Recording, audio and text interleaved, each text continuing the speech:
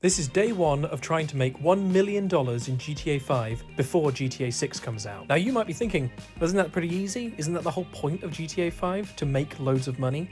But here's the catch. I'm only allowed to make money by doing taxi fares. Now at the time of recording this, there are 238 days left until GTA 6's release date, and an average taxi fare earns me $230. This means that I need to make roughly 4,347 trips in order to reach $1 million, which is just over 18 trips per day. Now this sounds pretty doable, but when you take into account days where I'll either be touching grass, doing my full-time job, or enjoying evenings such as this,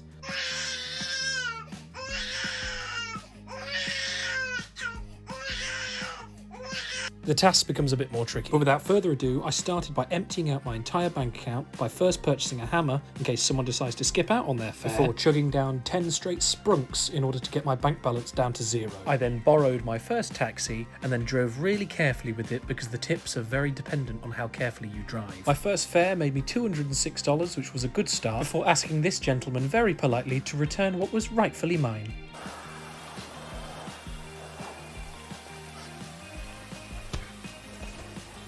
I then continued to drive safely and cautiously around Los Santos before successfully completing another 18 taxi trips in order to whittle down that target of $1 million. On my final taxi trip of the night, I accidentally ran over your mum before calling it a night on my shift. So the final stats for the night are 20 taxi journeys completed, $4,602 earned, leaving just $995,398 left to go.